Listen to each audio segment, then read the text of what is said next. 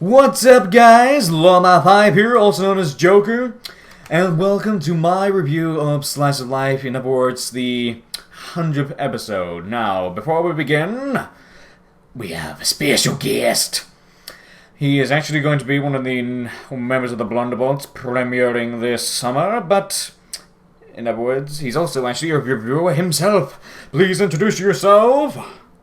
Hi, I'm Reverend Dr. Uncle Ruckus. No relations. No, just kidding. Hi, it's your favorite micropony, Vanilla Bean. Yes, and as you can see, I've actually had to make him a little bit bigger on screen on the bench next to me so that you guys can see him. Yet you still couldn't make me full size. I thought you liked being small, though. Just get on with it. I will, with my smug posing and all that. But yes, other things to say before we begin the actual review. As usual, I don't like using clips from the show because, one, I don't want this episode to get taken down. I put it up because I want it up, not to be taken down. And yes, I am very skeptical of Hasbro and how they do things. I've had a bad history with them. Because Secondly, Hasbro sucks. it's because I don't want this to be a bit distracting. I'd rather you just concentrate on what we're saying rather than get distracted by the clips, because I myself get like that with Silver Quill and the Fiery Joker. And secondly, of course, spoilers. If you haven't seen the episode, please go watch it. If you're just watching this to get my thoughts but you don't know what I'm talking about, or we're talking about in this case, shame on you. But, without further ado, let's get to it! Why is that my catchphrase? Oh yeah, because I said it once in season 1 of the blind readings and I never lived it up. So yes, I'm gonna say right now, when I first watched this episode, yeah, I was really liking it, really loved it, but the second time when I took off the fan service goggles, oh boy, we're in for a rough ride. But let's just go from my large notes that I usually make, and then, yeah, this will be a different this time. It'll be very long because I actually have someone to converse with for once. Vanilla will be reactive to my notes when I ask him a question, or when he just butts in like, "How dare you, sir!" Yeah, because pretty much I'd have to say that we have some differing opinions about this episode, because unlike him, I actually enjoyed it after the first 3 times I watched it. Well, I still enjoy it. It's just that it's still pretty bad. We'll understand when we get into it, because there's no real reason to dodge around it when we got the actual points right here in front of us. So, let's start off with an actual good point in this episode. More continuity, seeing Cranky and Matilda again together, because the last time we saw them was Season 2. Again, Season 5 just has so much continuity. I freaking love it. Just beautiful. Actually, yeah, because I never actually asked someone about this. Vanilla, what do you think of all the continuity that's been brought into Season 5 so far? I like to view it as basically the show's way of saying, "Hey, we know what you guys like, and we're bringing it back." So it's kind of a nice little nudge, like, "Hey, you guys remember this? You guys remember this? Yeah, we know you love it." That's more of a gentle nudge, though, whereas the harder nudges to the fans are coming right off. Alright, more good stuff. The reason for the wrong date on the invites actually makes sense, because Derpy, or Muffin, so they call her now. I'm gonna call her Derpy for this. Vanilla, what are you gonna call her? She was named Derpy, she was always been Derpy, and she always will be Derpy. Thank you. That saves us a lot of confusion.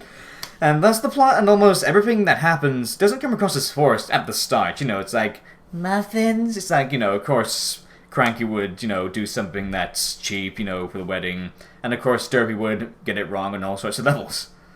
And of course, nice throwback to Ponyville Confidential with Pipsqueak. Not Pipsqueak, Featherweight. Ugh. Featherweight. Featherweight, yes. Oh, yeah. But I don't know how to feel about Derpy's new voice, though. I mean, I'm still glad that she's back, but the personality is, personality is still her, and the derp is still like the way her eyes move. Really glad they brought that back, but one, why didn't they just continue calling her Derpy if they're going to have that kind of voice and those eyes? And two, I don't know, I admire her new voice actress for putting the effort in, but why couldn't they just get her old voice actress back? I really liked her voice actress back when, what was it? The one where Applejack goes to the bathroom, that's all I remember from the episode. Oh, and Pinky Promise. Yeah, that's the one thing you remember. And Pinky Promise! Yeah. The one time then someone uses the bathroom. But, Yeah, what do you think, though? What do you think about Derpy as a whole this episode? Mostly about how they handle her lines and her personality. Well, Derpy for me, I actually did like the little changes that they made with her. I think her voice, her new voice, is actually a little more cute and innocent than her. Yeah, sorry, Rainbow Dash. I mean, it fits her. It fits her. And to answer your questions, one, she isn't called Derpy anymore because we all found out what happened the last time. Well, the thing for last time was also because of the eyes and the way she talks. So my thing is, if they're going to bring back the way her eyes move and the way she talks, why not just bring back her name as well? Well, I mean, technically her name has always been that which we will not speak of because it's always what they've called her. We called her Derpy. So... Well, they called her that in the original episode, remember? Yeah. Now, careful, Derpy! Yeah, and then they got rid of it because people started complaining like a little bitch. So, second answer to your second question, it's actually the same voice actress. It's still Tabitha St. Germain. Huh. So, she's just doing it a little differently. Which, like I said, kind of works. Because, I mean, it makes her sound a little more innocent than just plain stupid. Is Tabitha voicing everyone now? I don't know. It seems like she's voicing Granny Smith, she's voicing Derpy, she's voicing Luna, she's voicing Rarity. I have no problem with it. I don't know, just... Because I can hear it, like... Little side note here, when you play your part, I always heard Rarity's voice, because it's Kazumi Evans, of course, voicing Luna's singing voice. That's one thing I never got about that episode, because, I mean, it's like... It's just Rarity's singing voice, like, she didn't even hide it, because Kazumi Evans is incredible, like, especially with Adagio. I think Adagio is her best performance, because that does not sound like Rarity's singing voice. Like, she really hides it well there, but in You'll Play Your Part, waiting isn't easy. I understand wanting. That's fucking Rarity, Tabitha. That's what I don't get. I mean, it's like, yes, okay, we understand they both have the same speaking voice actress. Do they both need the same singing voice actress? Yes, and I apologize there. I just called Kazumi Tabitha because I'm getting confused here. But we're all doing this improv, people. We both bear with us. We both don't hate the Derpy. We both don't hate Derpy's voice. I'm just wondering why they changed it. I'm wondering why they changed a lot of things, but nothing too bad. Yeah, nothing wrongly bad. It's just a simple discussion. Anyway, and I love how they do call him Doc. Robert Derpy calls him Doc. Da da da da da da. Well, that's the wrong Doc. But no. Remember, they call him Doctor in Doctor Who, but I love how they call him Doc. There's no other real... I don't know. I just call Doctor Back to the Future Viper when Derpy calls him Doc. Like, oh, yeah. Doc! You built a time machine? I want a punchline here. Out of a balloon? That's right, my dear. You see with the... So, yeah. Oh, yeah. How do I feel about Doc and Derpy fan service? Well...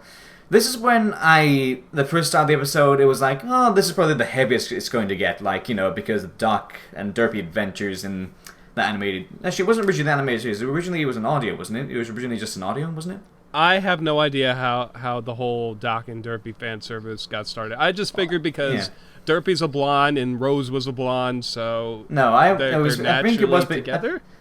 I do remember watching one episode of that, but it basically originally was a fan...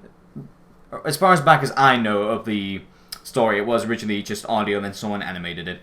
But yeah, I understand, bringing back Derpy, but making it based off on a whole series that was made by the fans is just... Again, I thought this would be the hardest part of the episode, but it's not. It's not the hardest part of the fan service this episode. But still, it wasn't bad at first. Like, you know, I did like the... what's the word? Not relationship, but basically how they talk, how they interact with each other. You know, Doc and Derpy, how Derpy's just messing with the stuff in the background. It's like, why did we come here again? And then Derpy's just like, oh yeah, that's right. It's just, I just like their conversation. But that is how Derpy acts. I mean, yeah, that's why I like it. I said I like it. Oh, okay. I said that's why I like the way they just interact with each other. It just seems so fun. And it doesn't feel like a direct Doctor Who reference. It's like he has his own traits, she has her own traits. The fact that she went to him is just like... I mean, I understand Octavian Vinyl, but... I don't know, it just...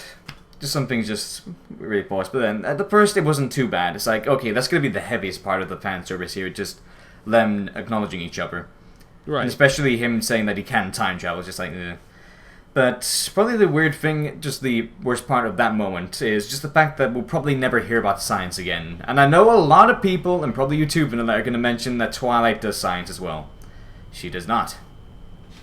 I don't care. She studies. That's the thing. She studies. But still. But most of her studies revolve around magic.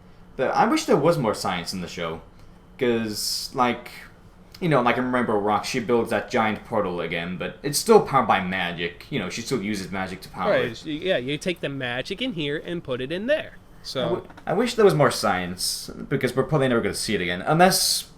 Well, we probably will in that new series they're doing next year, with all the background points. We're already 10 minutes in. Yep, I already know this is going to be a long episode because I'm talking with someone. Ugh. Yes, you're actually holding a conversation with someone else in the room. Oh my god, Well, it's been too long. It's been too long since I talked with someone. But, hey, what are your opinions on the introducing science in this episode? And I know they probably did talk about science before, but this time they've really shown a real heavy hint towards ponies using science. Well, when you think about it, what else is a regular stallion going to use? He can't use magic himself. Because he doesn't have a horn. Yeah, I know. I'm just saying, like, what's your take on it in general? Plus, it can't... Well, I don't know. I mean, it's a fantasy world. So, I mean, science, I don't see where that falls into the norm. Because, I mean, it's either one thing or it's another thing. So you think that they won't use it and they probably shouldn't use it? Well, again. I don't say that they shouldn't use it. Because, I mean, I'm sure there is a way to use it. I'm just confused how. Like I said, if it's like an Earth pony that uses science for his or her advantage, then yeah, go for it.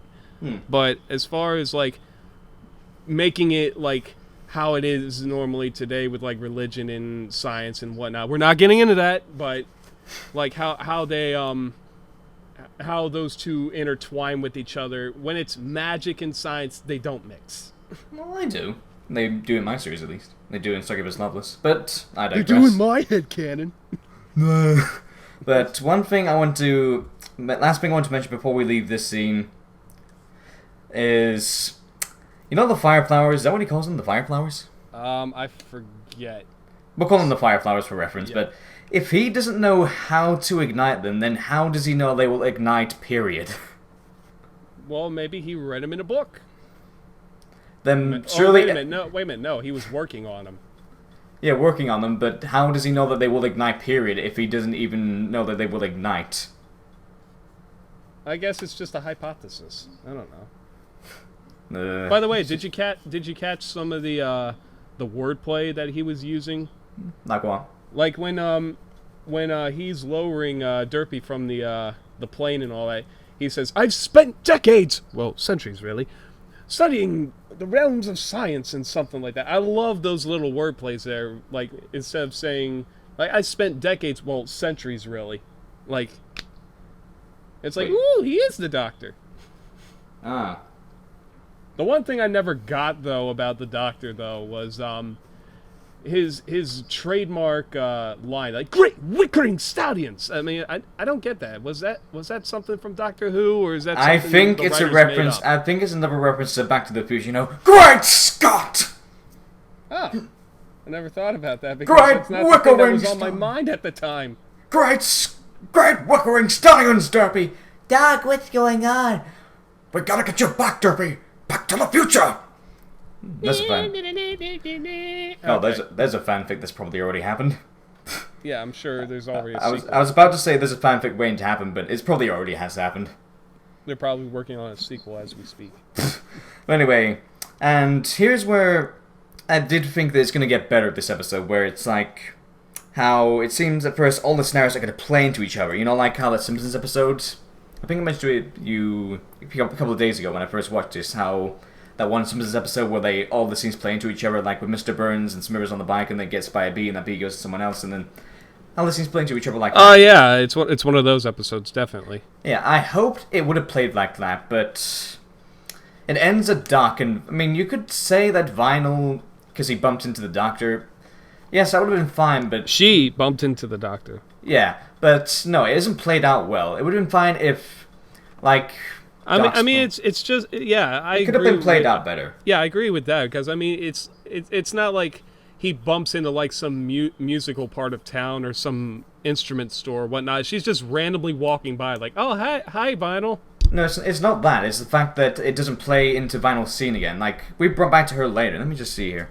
All right, yeah, because we don't see her after that happens. Oh yeah, because then it's the main six after that, after Bowling Queen. Which we'll get into that later. Oh yeah, don't know how you feel about that, but I assume will. I wonder why Vinyl. Oh yeah, I wonder why she was silent this episode. It's not good or bad. I was just wondering why they decided to play her silent. Probably because that one girl who did voice her most of the fan stuff. Everyone knows her voice. Everyone knows how she sounds like. And unfortunately, yeah, I know who you're... Yeah. I can't remember her name either, but like if she does something for the show, she can't do anything for the fans. And everyone knows that she's the voice of Vinyl Scratch. Yeah, because didn't they have Kazumi Evans voice Octavia in Rainbow Rocks? Yep, and that was horrendous. Why couldn't they get Ellie Hunt? Why can't they just... What's wrong? Is there like some... Is there some the unwritten book of... I don't know, bullshit? No, they'll be contractually obligated to only do things for the show. And some bullshit like that. I mean, like, surely they can just go, oh, can you just pop down to LA or wherever they're based and just go, can you just record these lines for the whole thing? Nope, because contractually obligated, they gotta sign a contract and some shit like that. Well, I'm pretty sure Ellie Monty would jump at the chance, just sign the freaking contract so she can record lines for the actual show that she's. But then she'd never be able to do anything for the fans again, which I'm sure she wouldn't want to do. I'm pretty sure she would be able to do stuff for the fans again. The fun thing about contracts is that you can edit them to however you bloody see fit. Well, I don't know because every contract is different. Well, a contract can be pretty much anything in the state of law. Remember, a contract is pretty much just an agreement between two people or more. It's like you agree to do this, you agree to do that, you agree when you die. It's just an agreement. That's why. But anyway, we're getting boring the fuck out of the audience. Well, I don't know. Maybe it's like I'm Doc and you're Marty. Ugh. Speaking of Doc, why does he make the circle in the middle of the conversation, which makes her taken to the bowling alley? What does he say at that point? I can't hear him. That's one thing I don't get. It's like he makes a circle, and her first instinct is bowling. I understand that bit for a slight bit of comedy, but why does he make a circle? What does he say while making the circle? I want my buttons this big. Have you seen Rarity? She actually asked me for a diamond this big to pay for my tailoring. Hypothesis, because I couldn't hear him. I played it back a few times. I could not hear him for his muffling. I think that's the point. You're only supposed to hear the music because that's all she could hear. Thing's a bit rude of her though. I mean, that's most of the jokes episode, but I digress. We'll get to that soon enough. But the me joke is like, it was me, dude. Me. It's like I didn't like that joke. And there's some of the it's like me. Well, no, it's like oh, it's me, man. Me. What an unfortunate name for someone. No, I mean like I made them. It's like I don't know. I just really didn't like that joke. It was just, and that's probably one of the best jokes this episode, sadly. Well, not really, because the next joke that happened, which kind of flew over my head at first, because I thought it was like...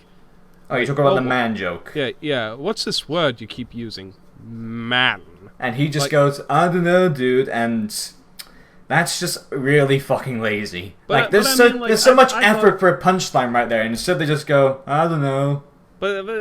But the thing is, I didn't know. I thought it was just like because it's like lingo. Like everyone just, hey man, is like. No, I thought it was just lazy. I thought it was just a really lazy punchline. It's like they planned out like, oh I know, oh this is so good, Big Lebowski, and what can you say about man? Like, they don't know what it is, so... They could have just not done it, period. They could have become like cult. I'm pretty sure they did say that before. I just thought that was a really dumb joke. And I can't really... when you look at the reference, like, okay, first of all, let's get this out of the way. Yes, this is an episode for the fans and us, our side of the fans. This is not for children. So based around those 3 random background ponies who only appeared for 1 episode for 1 joke. Exactly, and. A child's not going to sit there and be like, "Oh, I remember those guys from The Big Lebowski." I'm pretty sure children would not have even seen The Big Lebowski. I haven't seen the Big Lebowski. Well, you should do that. It's a hilarious movie. I should, but anyway, moving on. That's why I can't touch anything else in this scene, really, because I had never watched The Big Lebowski, and I don't bowl. Well, there's one thing you can say about that scene. The doctor's supposed to be smart, right? Yet he doesn't know how to fucking bowl. He's looking at it, like, trying to put pieces together, like, the square root of a half of the... It's fucking bowling, dude! And you're supposed to have seen everything and done everything, and you don't know how to bowl? Well, yeah, that was a bad joke. But I think the whole point is that how do they bowl in the first place when they haven't got a grip? No thumbs. Do they use their teeth? We had no grip, period. Like, even a chimp doesn't have opposable thumbs, but it could probably still pick it up and throw it. Like, even Spike, he hasn't got really thumbs, he's got claws, he can still pick it up. But ponies, they have hoops. Maybe it's because they scoop them up. And how do they walk, then? They need to walk on 4. Ponies walk on 2 legs, so... But while carrying that heavy thing? I'm sure. Oh, well, we digress so much. It was outside the bowling alley. Yeah, making the main 6, or trying to make the main 6 background ponies, quote unquote.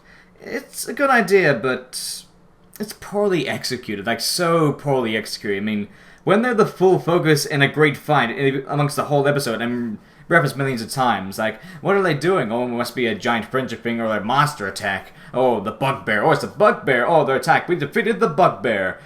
That's not background. I would have liked it better if Twilight, Rarity, and all that were just like when Doc goes to the boutique, he could have had Rarity just going there and just shaking her head. Like, maybe Doc just goes, "So you can't fix my telesuits together," and she just shakes her head and walks away. That would have been much better. Like, making them legitimate background ponies. Like, or better yet, not even have them there at all. Just have them leave to do something out of town, like in Canterlot or something. Well, no, that doesn't make them background ponies. That makes them non-existent. I'm saying it would have been better. If they're putting the background ponies in the foreground, it shouldn't matter what the background ponies do or whether they're doing there or not. That I'm saying, just put the foreground ponies in the background, and they try to do that. I'm saying, they try to do this, but here's how they should have done it. Like, what do you think of the whole, how they handle the main 6? What do you think of the whole bugbear thing, the whole episode, and the main 6 fighting it in the background? Okay, my first reaction to the bugbear is, what the fuck is this abomination? Get it off the screen. Get out of here. Yeah, I hated its design. It's interesting, but it's so... still bugbear? It's so simple, though. It's basically just white, black, white, black. I mean... And considering the previous episode, we had the Minotaur design. I mean, that was one of the best monster designs I've ever seen. And then we go to Bugbear? Okay, what should we call this monstrosity? The Bugbear. Crap. Really? Bear bug? Crap. Wait, I got it. Bugbear. What are you looking for? Raise, get out. What are you looking for? Raise, get out. I love J. Jonah.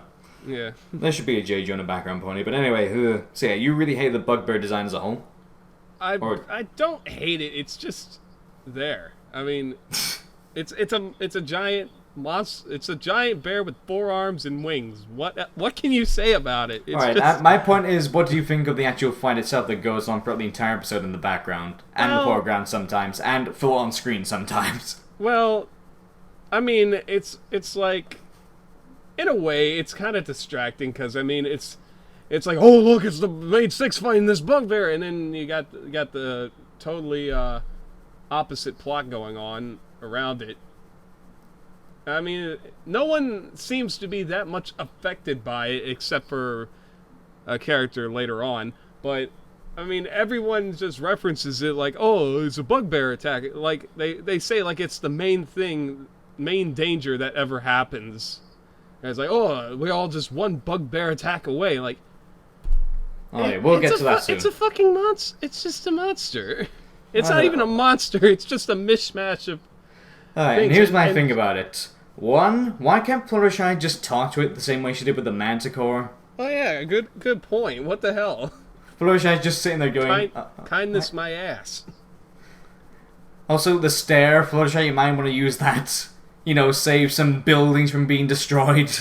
Homes being smashed. Secondly, Twilight's like shooting it with like little streams of Yeah. Do you not remember your huge freaking... Well, then again, she had like 3 other Alicorn powers, so I guess... No, here's the thing. Twilight, why didn't you use any other spell, period? Like, remember in Ghostbusters she did a whole mix of things to take down the Ursa Minor? Alright. Yeah, that was a smart pie magic. And that was bigger than the bugbear. Instead, she's just going, pew, pew, pew, pew, pew. We gotta lower its health, so it felt like Evolve. It felt like I was watching a really terrible match of Evolve. I don't know if you played that game. Probably not. I don't think I haven't. Hopefully people will get that joke. No. People don't play video games like I do. But yeah, hopefully people will get that. But yeah, I just hate that. It's like, if Fluttershy's there, it's a freaking bugbear. Talk to it, stare it down, Twilight, freeze it or something.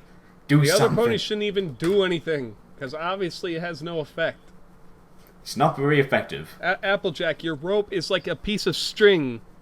I don't think it's gonna work. Yeah. And Daisy, Lily, and Rose's joke was... It was good back in Swarm of the Century, but here it's just milked. It's like, oh, they're still fainting. It's like, remember this? Again, this is where it just becomes really forced, I just started taking off the fan service goggles just to see what the hell is going on, and yeah, it just seems like it's there for the sake of being there. I really don't understand, because out of all the fan service things, I've never seen anything really focusing around Lotus and her crew. Alright, but here's... Wait, Lotus? No, it's Daisy, Lily, and Roseluck. I don't even know their names, so, I mean, it's like, what the... I don't care. Alright, but here's the thing. At the start of the episode, I told you before, it goes really good. Like, there's a reason for Derpy to be there, because Cranky needed someone cheap, because we know that he's going to be a cheapskate. Derpy is going to be hiring cheap because she's Derpy, and she gets to run because it's Derpy, hence the plot. And she goes to Dot because friend, whatever, obviously Derpy's going to have friends, and that makes sense, but when it's just, oh my god, Big Lebowski, oh my god, Vinyl Scratch bumps into him, it's just... It could have been handled so much better. It just... Everything seems forced after Doc rolls in, is what I'm saying. After Doc leaves for Rarities, it just seems forced after he bumps into Vinyl Scratch. It starts off as easy, like, it's not too forced, it's like, oh, here's a thing, it's like, oh, that's a nice thing, and then as the episode goes on, it goes right into, here's a thing and you will like it! I don't know what it is. Like, here's the thing that you guys like. Don't you like it? Don't you like it? And here we go, Lyra and Bonbon scene. I just want to say before anything, Lyra is my fave background pony. And her voice is okay, like, you know... Being that it's actually done by Ashley Ball. Yeah, it's okay. Her personality, though, is really plain. Like, I expected so much fun out of Lyra and Bonbon this episode. Oh... Like how, you know, like I expected, this has been in my notes somewhere else, but I'll just say it right now. I would have liked Lyra and Bonbon scene to be more around Lyra doing more human things and Bonbon just being confused and even freaked out by what Lyra's doing. I mean, what the hell? Was there even a mention once about hands? No. No. Not even, it's the main thing that everyone associates Lyra with, and they didn't even make that joke once. They didn't even hint at it. I mean, Pinkie Pie is growing fingers on her hoof, and yet they can't do anything with Lyra. Like, I imagine a really weird scene. Like, imagine Lyra just saying, I got these things from the Everfree Forest, and it's like Bonbon has one of them, and then she starts seeing weird things, like what Lyra's doing. Like, imagine Lyra just eating stuff out of a bowl, like it's attaching to her boobs. And then Bon Bon just takes a second look, take back, going, wait, what? And then suddenly Lyra has hands. It's like, oh, Lyra, what are you doing? Even if it was a hallucination. Yeah, it's just that for the sake of worked. fun. Yeah, again, I should be writing this stuff. Why aren't I writing? Because, you see, folks, good writers don't get paid. Oh! But seriously, there are some good writers out there who get paid. I didn't mean any offense. It's just a joke. Let's go for reward. Guys, don't sue. Don't sue. Holy Anyway, shit, my microphone was being twisted. Anyway, Bon Bon's backstory seems like something really lazy and made up on the spot. To be honest, it seemed like, whose line is it anyway? It's like, I can imagine Ryan Sell saying that, like, oh, I'm actually a member of the Anti-Monster Squad, and she took it down years ago. It's like, what? Yeah, to be completely honest, every reaction that Lyra had was exactly my reaction. I'm just sitting there, what? The only thing I can really say to it is there is this fine bit of realism, and I think even the writers were taking a crack at other writers at this point, where it says, Celestia shuts down an anti-monster force. The only one, aside from the Wonderbolts, and we don't know how well they do against giant dragons, but yeah, the only anti-monster force in the land filled with monsters, she shuts it down and demands deniability. And she says because the bugbear escaped from Tartarus. Do you remember Cerberus got out? Everyone freaking got out. And, yeah, but the thing with Celestia is, it's kind of expected of her to do these things at this point. Well, here's the thing with Here's the thing with Bon Bon. I mean, everyone associated Bon Bon with...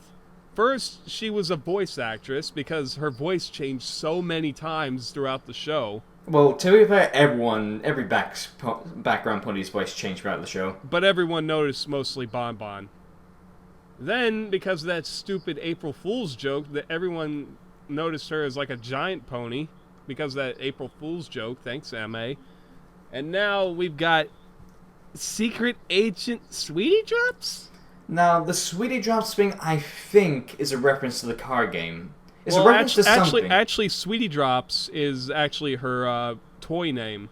Because I have seen like those little figurines that are sold. Yeah, that was it. That was what I was thinking Drops. of. That's what I was thinking of. That's a nice little reference, but still, the actual thing itself just seems like someone came up with on the spot for whose line is it anyway. Oh, and last thing to mention on this page of notes, we're halfway done now, but we're half an hour in. God, it's 100 episodes. Jesus, this is probably the longest video you've made. No, it's not yet. It will be, but yeah, 100th episode, I think we can spare it. It will be. It's a special episode. And I helped you do it. But the last thing to mention on this page is Lyra's line. I think this mentions my biggest problem with the bugbear thing. Lyra's line is to be... Probably not exactly, but it's just something destroying homes and harming innocents. You know, it's just like, it's just a bugbear attack, probably something. They've gotten used to it. They've pretty much gotten used to it by now. I don't. Okay, so you're saying that if America has a lot of terrorist attacks, you're saying that no one should be scared of terrorist attacks anymore? No, it's just. No, it's a terrible joke. No, but the thing is, yes, it happens all the time, but it always gets solved all the time, and everything comes It's not wherever it gets solved. Period. There's still a lot of innocence in danger, and the bugbear itself is destroying buildings. This is a show for little girls. Do you remember George of the Jungle? But still, the fact that she says no one gets killed. They just get really big boo-boos. It's just her reaction just makes no sense, and it's really cruel. And this is where, like I said before, most of the jokes this episode just make the characters seem really cruel. It's just people's homes being destroyed. They have magic. They can fix it in a millisecond. They don't show it, so I won't believe it. Exactly. Remember, show, don't tell. Anyways, also, I want to debunk Oh. something. Go ahead. As far as the fans make a decision to, or whatever I'm trying to say, these two are clearly a couple. No, they're not. Yes, they are. Good God. Just because they say they're not. Sydney said that to me as well. Just because they say, we're best friends. You've seen the looks. You see how they hold each other, they touch each other, the way they talk to each other. They're a The same way that everyone else hugs and talks in this show. No one else does that. Yes, no one they else does do. it that close. It's like, it's yes, I always have. good to have a best friend. No one talks like that. It's just bad writing and pretty bad voice acting. I'm sorry, Ashley, but yeah, Lyra could have been done a bit better. It's just, I don't know, maybe they were told, maybe they were having a little fun backscene. Yeah, maybe that's what it is. It's our first joke! It's our first... Yeah, oh yeah, dude, I just gotta come up with an idea for a sketch for your review. It basically will have it like Lyra and Bonbon's voice actresses. I know it's Ashley Ball. Who voices Bonbon? Ashley Ball. Oh, well, no, Andrea Libman. Yeah, they're just talking to each other like backstage and just like reading the lines like for the first time and just having fun like, oh no, I love you. Oh no, you're my best friend. And they laugh and they go, okay, let's go for the real take. And they go, okay, next line. Wait, what? Do you guys really want to go with that? We were kind of just messing with next line. Okay. I won, as I knew I would. Please tell me you get that reference. Nope. Nostalgia Critic. Oh, shit. The Care Bears thing in the Nutcracker. I won, as I knew I would. Are you sure you don't want me to give that line again? Anyway, moving on to the next page. I do like how the last spin when Doc's bowling. I do like how the last spin doesn't fall over and, you know, they win the game, whatever. But I wish the big guy, you know, John Goodman's character overreacted better. Yeah, like, I maybe... mean, what? You couldn't have him scream, over the line! You couldn't or at least go, am I the only one around here who cares about the pin falling over? Mark it 0! Just one line, because I think John Goodman's character in the episode is the most quotable. Yeah. Besides the dude himself. I mean, I have seen lines, don't get me wrong. I haven't seen the movie itself, but I've seen a lot of clips thrown into my face. Exactly. But yeah, I wish he would have, you know, overreacted a bit more instead of just, Arr! And now to address the elephant in the bathtub, Stephen Magnet. Now nice segue, clever. Now the fan service really starts to seem very forced. I mean, sure. I mean, yeah. Now, let me finish my point and then you can butt in. All right. Because before I forget what I'm saying. Okay. I mean, okay, I'm fine with sure, because they never say... Do they ever say Vinyl Scratch's name or Octavia's name? No, they actually don't.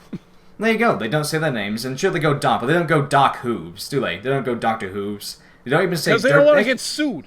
And they don't even say Derby's name, but here they directly say Stephen Magnet. And they make it a point to say that, especially when You're Stephen Magnet? Like, they say it like 5 times in that one scene. He's Stephen Magnet. His name is Stephen Magnet. His name is fucking Stephen Magnet. Do you like us now, fans? Do you like us? We did a thing. Yeah, it was just, And of course, fuck you, Stephen, for that one line. Whoever wrote that one line. Nobody cares about the marriage, only the wedding. Now, I actually like that. I hate it. Again, it just comes across as trying to be funny, but just comes across as cruel. It just comes across as really cruel, and I hate it. Listen, because, I mean, everyone does that trope to death. How it's all like, oh, it's not about the event. It's about the experience. It's about you two loving each other. Because, I mean, guess what? If you're going standpoint, would you really care about like your friends getting married, or would you care about like the event itself? I would care about them getting married. If it's my friend, then yeah, I do care about who they're spending the rest of their life with. I'm not a dick. And I'm pretty sure most people in life aren't dicks either, or at least would not like to be. Well, still, I'm sure you'd want to enjoy yourself when you get there as well. So I would rather my friend and his mate enjoy the rest of their lives together than me enjoying one day. I'm sorry. Just, wow. But yeah, well, I wanted to say something, and I've freaking forgotten it. But surely you also hate... Oh, yeah. If you say it's cliche to say, oh, it's always about the marriage, not about the wedding, then isn't it cliche to say, oh, no, it's not that, it's the opposite? That's what you're thinking. I think that's more cliche than just going for the regular route. I think it's more cliche when you're doing the thing that everyone else does, Heather. Moving on. Alright. Vinyl and Octavia scene. Woohoo! First, I have to say their house is nice, but it could have been more outrageous with the design. I don't know. I still like the fact that like everything is like split. Like you have your side, I have mine. Yeah, I like that part. I'm just saying it could have been more outrageous, like Vinyl's windows being a bit more heavy, like Vinyl's side of the room. I want it to be a complete mess, and Octavia's all neat and tidy. That would have been more extreme and more hilarious. Yeah, and it doesn't go over the top like Vinyl scratches complete like 18th century, and Vinyl's it's like a complete dance floor and whatnot. Yeah, that would have been better. That would have been really cool, but. It's just a small nitpick, but if we don't pick the nits, they'll lay eggs, as I always say. That's a much better catchphrase than let's get to it. Though. Alright, and I absolutely love, again, this is my favorite part of the episode, in case you couldn't tell from the thumbnail or the title card, that Vinyl and Octavia, in fact, let me just show that to Vanilla here while I'm doing this. I absolutely freaking love their mixing, like... I just really love that. It's really awesome. It's one of Daniel Ingram's best. Yeah, it's epic but smooth, and the visuals are just fantastic to go with it. Like, they're not really outlandish, and of course the cue and of course the animation when it goes into that scene. Even how it starts, like Vinyl and Octavia are about to smash the cello into Vinyl's. We're just viewing how these two make love. Yeah, but I just love how they're about to go, yeah, and then Octavia's like, oh, wait, I'm going to miss the wedding. And, oh yeah, I need to say, Octavia's voice at times can be a little bit insulting to Great Britain. Yeah, that's one thing I definitely I'm going to miss the wedding. A monster attack blast! Like, oh my god, how do you get more stereotypical than that? I mean, it's better. Gromit. It's better than, I knew she was trouble. At least it's better than that. I take her stereotypical British voice over what the hell she was saying. Yeah, and for the people in the audience, or for the viewers here, yes, I am British. Do I take offense? Not really, because I'm pretty sure it could have been more insulting, I guess. It could have been really more insulting. I mean, she could have had like a goddamn monocle, always carrying around a teacup and going pip pip cherry-o and all that shit. And eating a crumpet. With a pipe. And some corgis. So it could have been worse, but what it's we still got, bad. what we got it's was still bad. bad. Yeah. Yeah, it was okay, as long as she wasn't... Anyway, so yes, best part of the episode is what I like to call it, is the boom buggy. Because it's a boombox buggy. Get it? We're so clever. But yeah, the action, the animation, how everything moves together, and the pacing is just... absolutely goddamn perfect. I love like the slow motion, like every time they pass something, it's like every time. Oh yeah, like the very first shot is when they take the ink off of Featherweight's face from the sheer sound. Yep. It's just boom, and just a slow motion of the ink falling off his face. Also, of course you probably noticed it, but did you know the visual term jumping the shark? The visual term? You didn't see it? When they jumped over the hill. Like, when they first came out, when they jumped over the hill, there was, like, a little plushy shark underneath it. I did not see it. So, yeah, they literally jumped the shark. I don't think they... Well, yeah. We'll put it in this point of it was the best part of the episode, yeah. I hate that when people use the term jumping the shark without realizing it's meant to be the best part of the thing, when things start to go downhill. But instead we go, oh, it's the worst part of the episode. They really jumped the shark here. No. Jumping the shark is meant to be the best part of it. Ugh. I hate it when people misuse terms. Well, you think this was jumping the shark? Well, this is jumping over the fucking moon! No, this isn't jumping the shark. This is jumping the shark, coming back, shooting it in the balls, devouring its soul, mounting it, and doing the same thing to 5 more fucking sharks. Oh, we love you, NC. Please don't sue us. Well, he can, because... Stu. Anyway, actually, did you catch what was... You know when it was rapid image, like... Did you notice the live action picture that was in there? Yes, and... what was it? And for my opinion, I thought it was Black Griffin and his posse. Like, I honest to God thought that was Black Griffin and his posse because... Wait, you actually got the image of it? Well, yeah. on the wiki page, they show that image. And plus, on Derpy Brew, everyone pounces on the episode like a goddamn hyena and picks out random images and whatnot. So Alright, yeah, so what was it anyway? What was that image? it was just the guys with horse heads on. It was just guys with horse heads on. Yeah, one So was it like a could've been- pink unicorn, one was a zebra, and a bunch of regular. Man, that was weird. But I thought it was actually. But anyways, I thought it was Black Griffin and his posse, like ACR Racer, Saber Spark, and yada yada yada, because like, he's in cahoots with Michelle Creeber, and they go everywhere. So I figured that was them, but no, it was like the writers and animators Anyway. and whatnot, and one of them was the director of Rainbow Rocks and all. Anyway, what was your take on the Boom Buggy scene as a whole? I mean, I already said mine. I thought it was absolutely fantastic. I'm still altogether. humming the tune in my head. I can't get it out. Wow. Alright, now for the next alligator in the room, Gummy's inner monologue. Or as we can say, Reptocalypse now.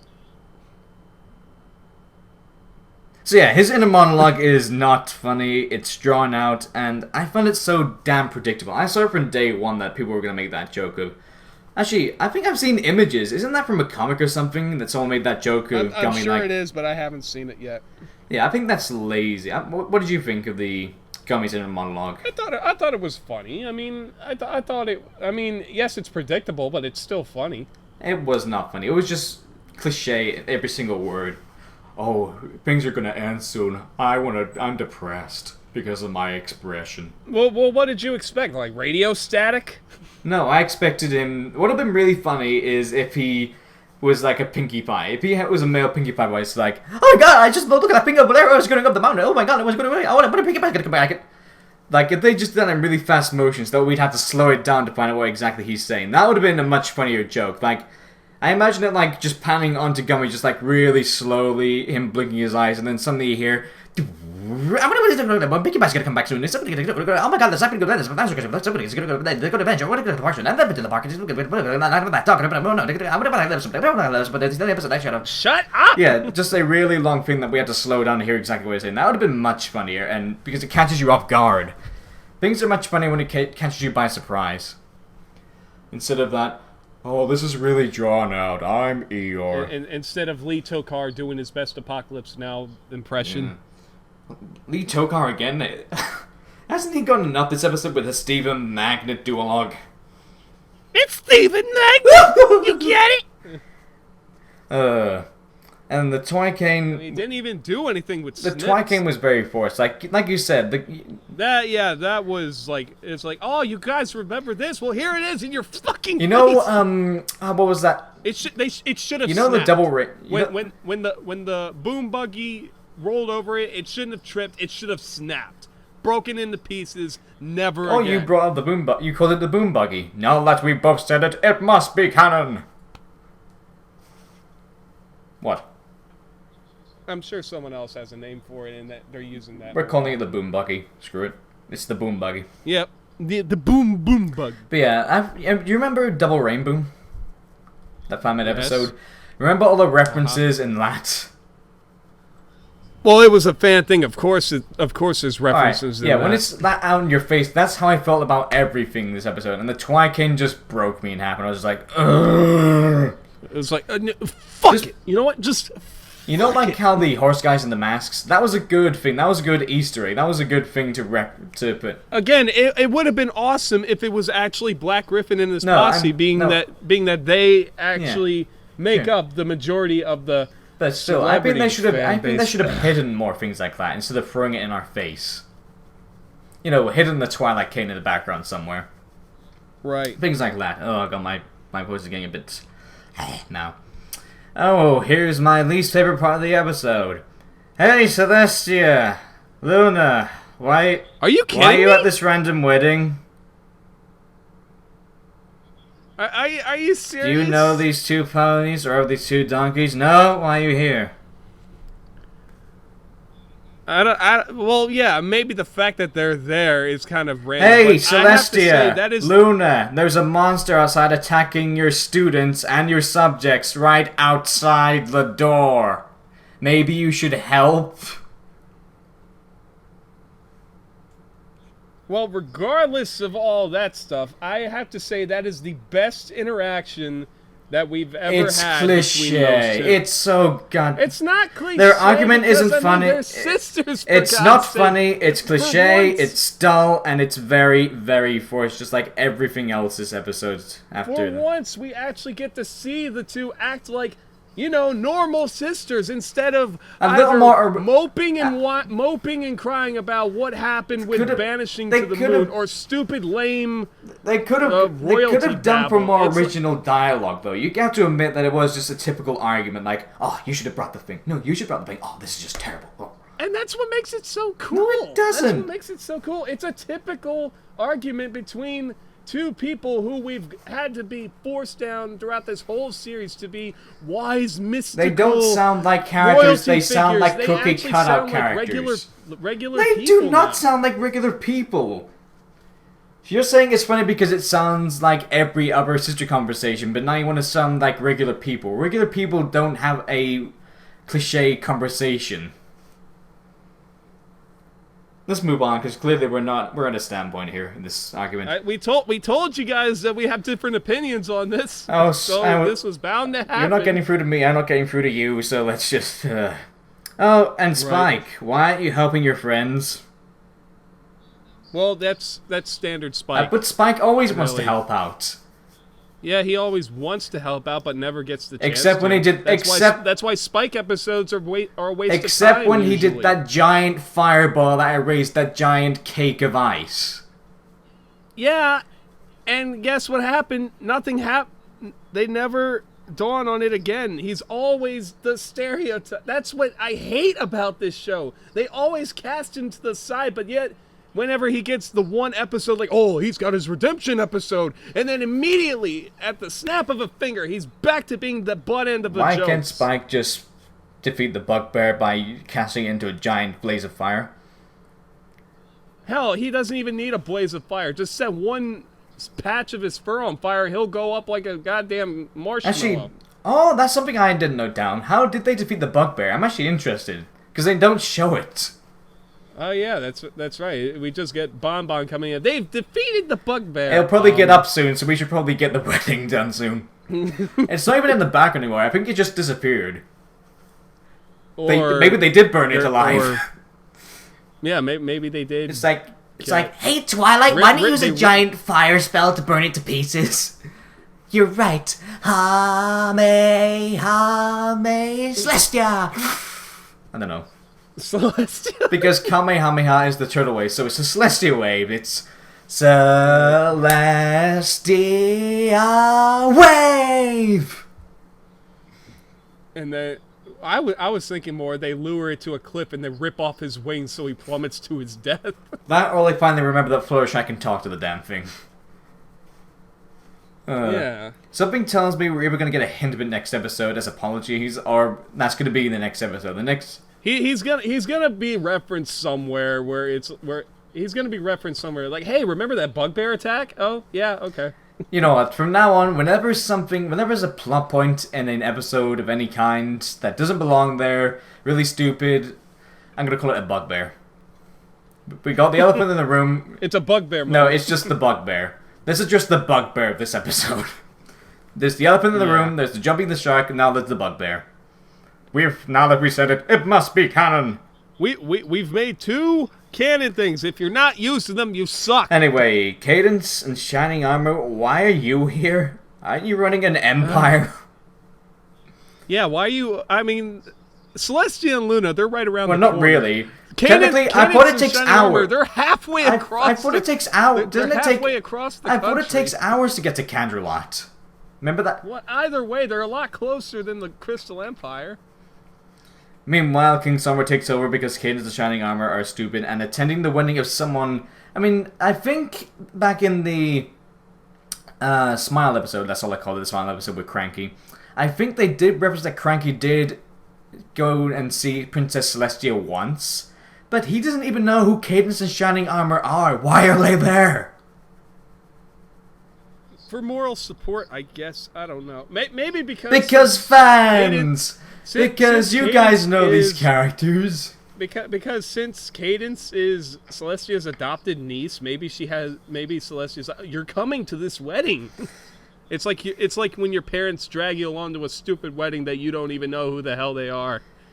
And also, Lyra sitting down. Ha ha ha. Remember that? Yeah. Talk about her fucking hands. Yeah, why can't they just do more human things instead of sitting down? Like, again, not even as such, but... I mean, wasn't that even a joke that they said, like, earlier? Like, how she was saying, but the long walks, the dinners, the bench sittings, like... Bench sittings? No, I admit that's a better joke than Sweetie Drops. Or at least a better joke than, I'm part of an ancient organization that Celestia tore down because she's a terrible leader. Well, it's not really a joke, though. It is meant to be a joke. I'm part of an ancient organization that did this thing, and that's why the bugbear is here. That is meant to be a joke. Trust me. Anyway. Well, that's a horrible joke. Yeah, like I said, instead of the stupid secret story with Bonbon and Lyra, it should have been just Lyra doing more human things than Bonbon reacting. That would have been a much better scene. Like I said... Exactly, because, I mean, like I said, all we knew Bonbon for was either that stupid April Fool's joke or being a voice actress. Like, maybe her doing impressions or something. That would have been a funny part of the episode, like, or part of the scene. Like, at the start, she just approaches Bonbon with this really weird deep voice, like, she's an evil enchantress, and Lyra just goes, yeah, I get it, Bonbon, you're an impressionist, now leave me alone. She goes, Now that would have been funny. That actually would have been funny. Like, sorry, I didn't mean to do that, you know. Can you just use your regular voice while talking to me just for once? Sure, why not? And then go on to the reactor thing. See, I should be writing these episodes. I'd be so much better. I'd be king. Probably not. I'd probably do something worse than this. I'm only doing good because I'm reading notes and because I'm reviewing it. I'd be like, you should have done this. Doesn't mean I would have done better if I had written it from scratch, you know. Just because I have better ideas when I'm looking at it, like, oh, this would have been better if you did this. Anyway, Scarf, because Doctor Who, get it? Subtle. It's not even the right doctor, dumbass. I just thought that was, again, they were just getting more and more forced by the end of the episode. I mean, the only thing missing that they wouldn't get sued about, because obviously if he was carrying, like, the sonic screwdriver, obviously there would be lawsuits up the ass, but the only thing left that he could have done is, like, hold up a jelly bean for someone and offering it to someone. Anyway. I mean, you're already wearing the goddamn scarf. You might as well. I do like how Steve does use his mustache. Again, the continuity thing, like, you know, he learned from Rarity, generosity and all that, you know, he cuts a bit of his mustache first brand. That was an okay scene, or tidbit. Right. And couldn't end this episode without one more really stupid thing, or two, or three stupid things. Three? Yes, there's a lot of points to cover here before the last 3 minutes of the episode. First, the main six, the Princess of Friendship, Shining Armor's sister, Celestia's main student, and the Constant Sabers of Equestria itself. Nah, forget them. Nah, fuck it. Let's just lock them outside. Again, the comedy is just dull and cruel. It's like, screw them. It's just the Prince of the whole friendship and the people who save our asses the entire time, and just did save us. Yeah, fuck them. They can watch through the window. Yeah, again, but also, why couldn't they just jump through the window that Steve is using? Steve is peering through the window. Oh yeah, good. Why didn't they just jump through that window?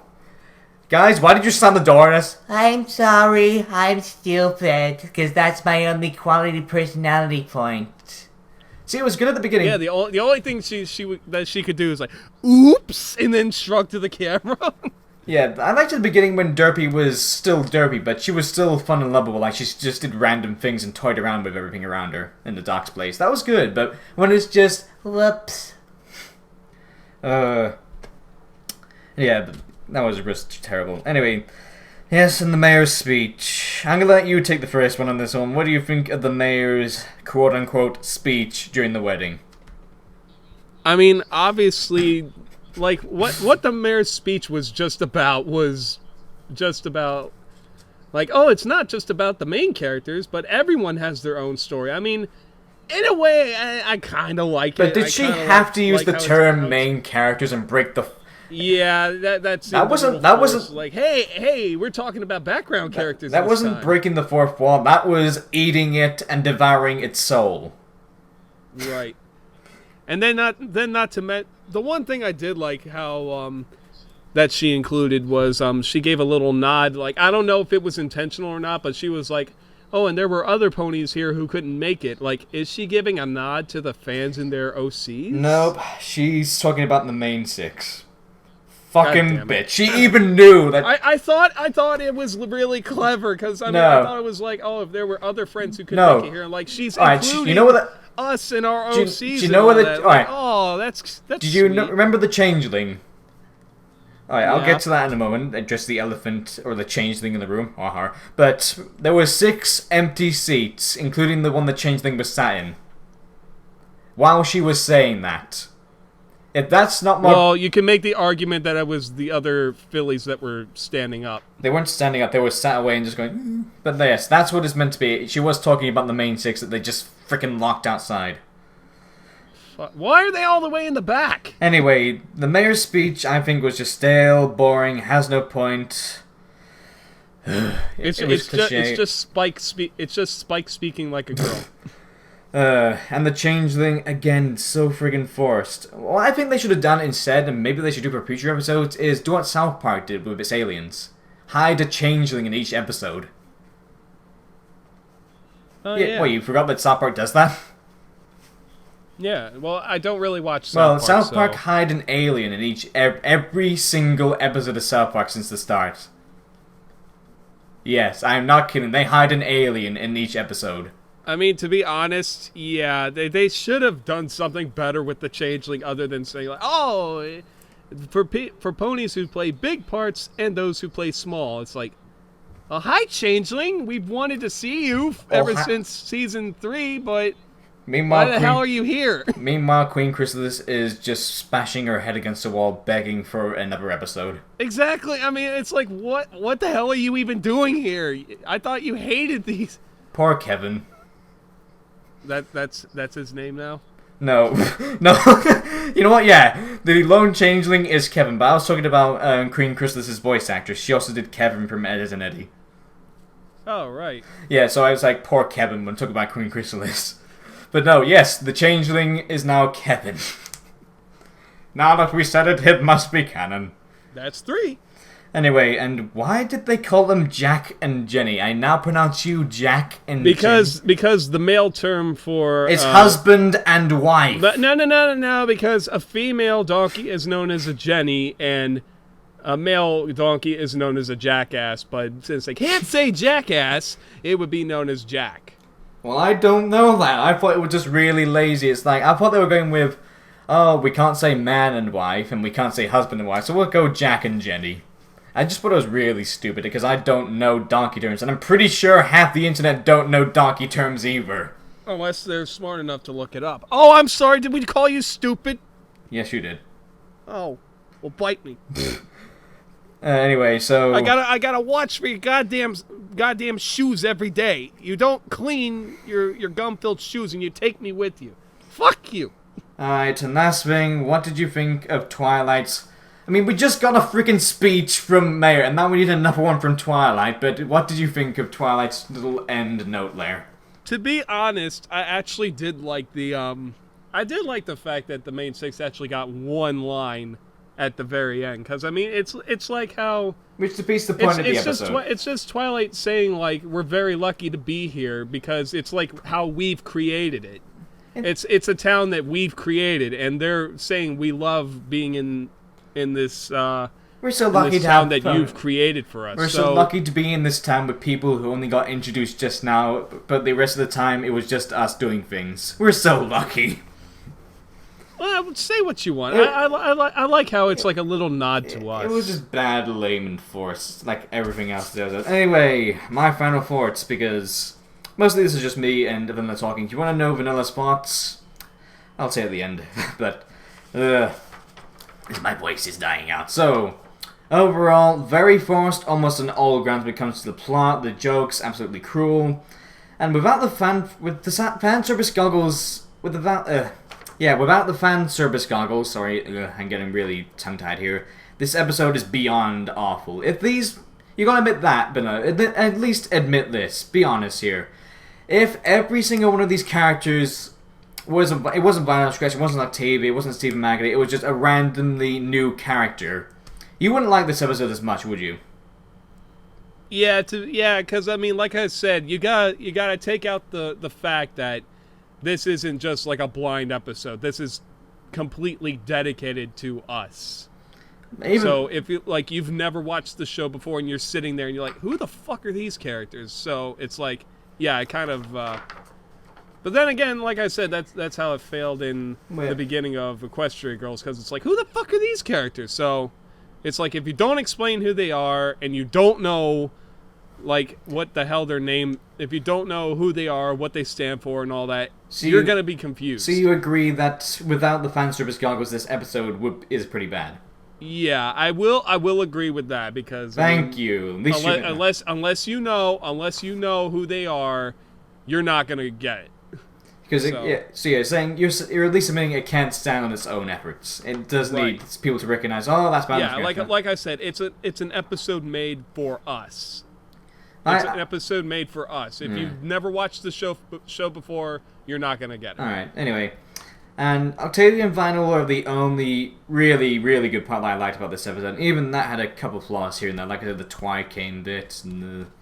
But really, there was nothing but fan service, and even that's horrible. And to put it in my perspective of why I really hate a whole episode dedicated to fan service, there's this little show. I don't know if you're an otaku or not, but I'll explain it to people just so, explain it to a point of a show kind of base.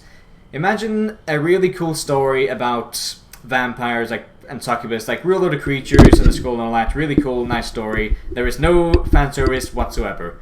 And then the animated version comes out, like a studio just goes, oh, I want to buy that, and I'll make a show out of it and put it on primetime. Oh, that sounds really good. And the entire show is nothing but fan service. Nothing else. It doesn't even follow the original plot, doesn't follow anything, doesn't respect the original characters.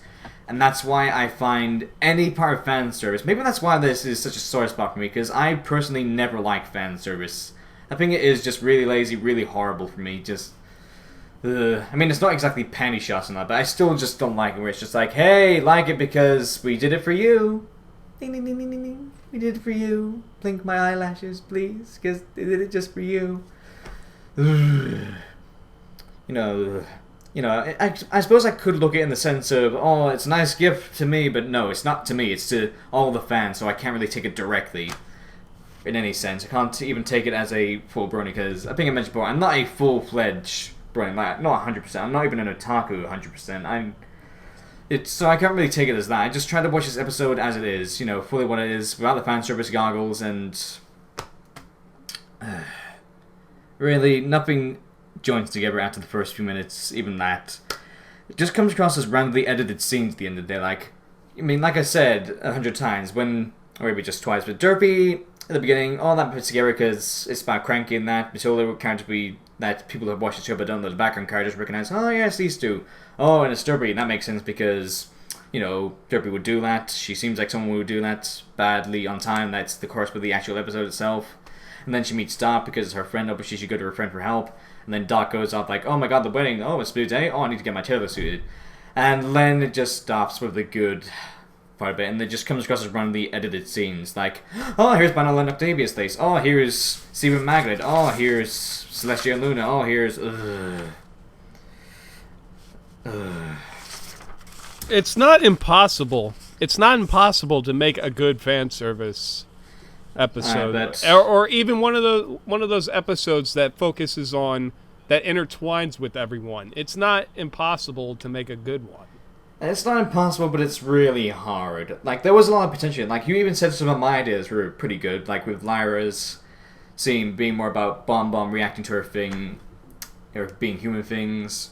Stephen Magnet, just get out of here. Bugbear, get out of here. Just have the main characters either be just in the background doing nothing, or just have them not there at all.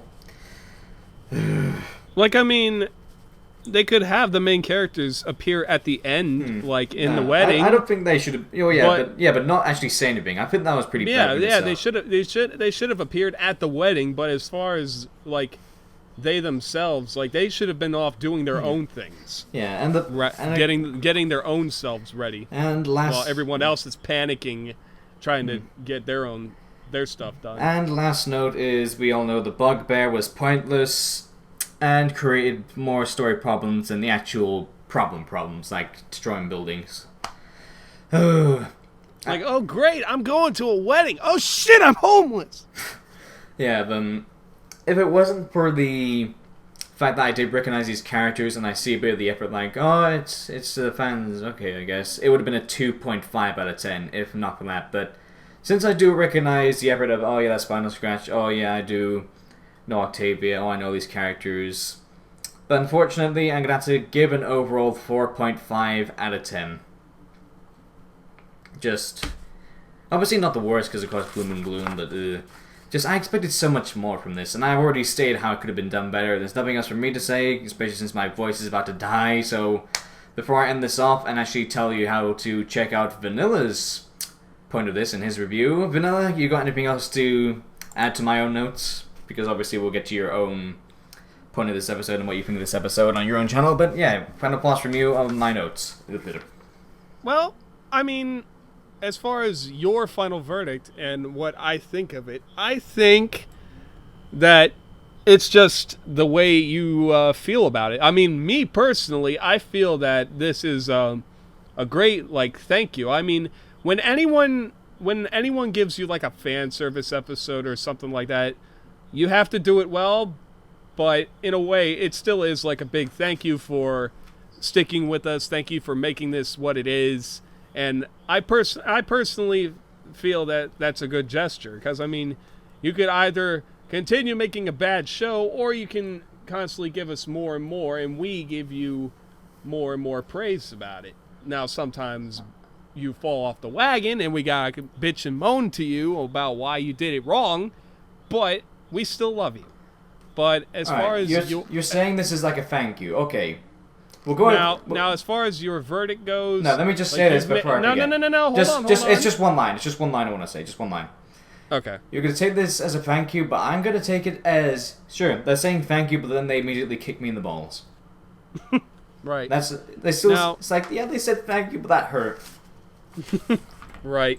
Anyway. Now, some of the points you made are very plausible. Like I said, I can agree with some of them. You admit I have good points, yeah. Yeah, you do have some very valid points. Although, like I said, some of the things I saw them as like something totally different. That something, like I said, with Celestia and Luna, that scene, like, to me was actually like really enjoyable, rather than just the monotone or sappy melodrama that they usually have whenever those two are on screen. Okay. Like, it's actually enjoyable. Alright, then why would they let them? What's your reason for them being there at this random wedding of these people they don't know? Well, they said that Cranky searched far and wide for Matilda, so if he met Celestia one time, obviously... Yeah, that one time in her thousands of years of life. Well, I'm sure Cranky has never lived 1,000 years, so... Exactly, so I'm pretty sure Cranky is but a pebble in the giant sea of Celestia's life. I don't know. I'm still enjoying the fact that... Alright, and try and explain why they were just sat there doing nothing when they knew fully aware that there was a bugbear outside. Because it's Celestia and Luna. Do you not get it yet? They could at least help. That they remember when Celestia did try to help? Celestia did try to help fight against Cream Chrysalis. She lost, but at least she helped. Yeah, and Luna, she's at least helped, like, the CMC with their nightmares and whatnot. So yeah, you can argue that they've at least helped. So why can't they help again? Good at it. Well, why can't they help at least again? I mean, look at Applejack. You yourself said that Applejack's doing nothing to the bugbear. At least she's still helping, though. Rarity, she can't do even that. She's more useless than Applejack in the situation. She's still there to help. In fact, here's the thing. Why don't the rest of the townsfolk help? Ram the boom buggy into the bugbear. Because they're busy. And the rest of the main six aren't. See, now that's why the bugbear is a bad problem. The bugbear itself is a problem. Alright. It's not Celestia and Luna's fault. It's not the main six's fault. It's the fact that the bugbear is there. Take it out of the context. Okay, I think we got a full description of what the bugbear is now in every plot. A bugbear is something that's not part of the main story, it's not part of the main plot, in fact, it's not even properly addressed. It's practically in the background, but it still causes a lot of problems in the story. It's the bugbear. Yep. Glad we got that covered up, but yes, go on. So, other than that, I mean, like I said, there's some limitations that they can't do because lawsuits suck. And, of course it's gonna be over the top and out of context, but then again, that's how the bronies work. The bronies see it, and then they love it, even if it doesn't make a whole lot of sense. Like I said... And then again, that's kind of what this episode's trying to do. So what it's trying to do, I feel it does well. I think it could have been... Even if it is wrong. Even if it's flawed and wrong, it's still doing its job. Alright, we'll put it like this then. Imagine if I want to get my girlfriend an engagement ring. I have my good... what's the word? Impulses. I have a good reason to do it. I have a good heart behind it. Good fun, it's the thought that counts and all that. In this sense. So I go, alright, I'm going to get you the best thing ever, and I get her a really rusty iron ring as an engagement ring. It's just the thought that counts. But it proves that I really care about you the same way Hasbro cares about its fans. Really rusty iron ring. That's what I'm taking. I'm sure she's gonna be all irky about it, but I'm just saying, if you still gonna count. I'm just saying, if you want to really show that you care about something, then put effort into it. There is the effort. That's why there is a 4.5 out of 10 instead of a 2.5. That's why there's 100 episodes. Effort. Even though most of them have been panned. Even you've panned most of the 100 episodes, like Swarm of the Sin. Not most of them. Only a couple. Like, there's probably a bunch of episodes that you can only... There's only a few episodes you can say are really good, though. I'm guessing that... Yeah, there's a couple that are gold, and some that are silver, and some that are shit, but... I'm saying, like, most of them you'd say are pretty just... Eh. Most shows are not perfect. But if they're worth the watch and worth wanting more, then obviously it's there. I just noticed we're really over the time here. We're an hour and 50 minutes. Yeah, we're an hour and 14 minutes. I'm an hour and 15 minutes. Well, I accidentally cut off the first part, so. Oops. Alright, so... I'll send them both to you. So. Anyway, so...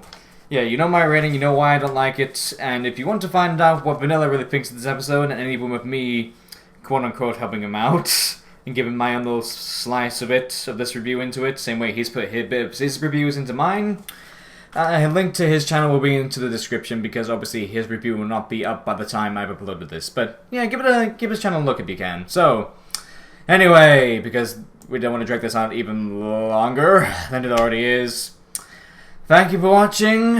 This has been me, Loma5, also known as Joker, here with... Vanilla Beam, your favorite little micro pony. And we'll catch you on our own channels, catch you on the Blunderbolts, Blind Roonies, catch you wherever you want to see us, wherever you will catch us. I'll be there, I'll be doing voices.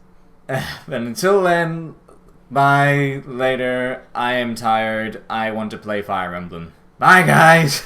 Catch you later, my giants!